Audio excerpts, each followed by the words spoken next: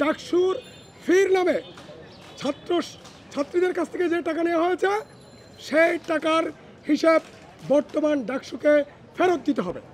ডাকসু নির্বাচন 32 বছর ডাকসু হয় নাই, 19-এ ডাকসু হয়েছে, আবার 5 বছর ডাকসু হয় নাই। যে ডাকসু নির্বাচন যে নিয়মিত করবে সেই মুসলাকা ঢাকা বিশ্ববিদ্যালয় কর্তৃপক্ষকে দিতে হবে। এই ডাকসু যাতে কখনো বন্ধ না হয় সেই ব্যবস্থা এখনই করতে হবে।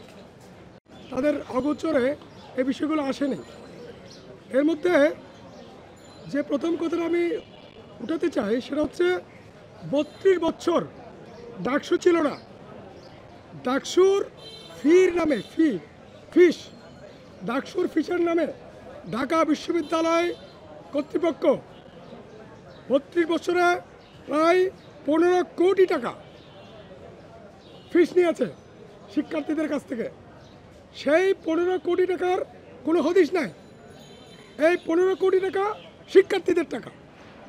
যেহেতু ডাকসু ছিল না 32 বছর, এই 15 কোটি টাকা কোথায় গেল এই হিসাব ঢাকা বিশ্ববিদ্যালয় কর্তৃপক্ষকে দিতে হবে এবং যারা এই টাকা লুটপাট করেছে এই লুটপাটকারীদের বিচার শাস্তি সুনিশ্চিত করতে হবে।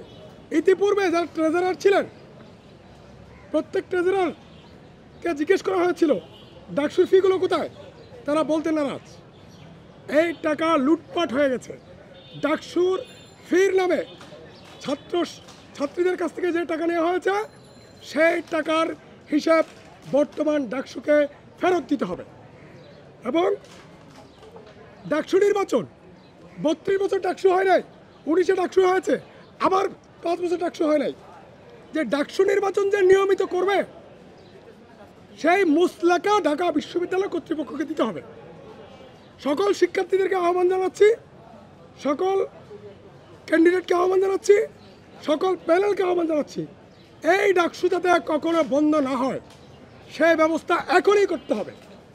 9 তারিখের আগে ঢাকা বিশ্ববিদ্যালয় কর্তৃপক্ষকে নিশ্চিত করতে হবে এই নির্বাচনের পরে সকল সময়ের জন্য ডাকসু নিয়মিত হবে।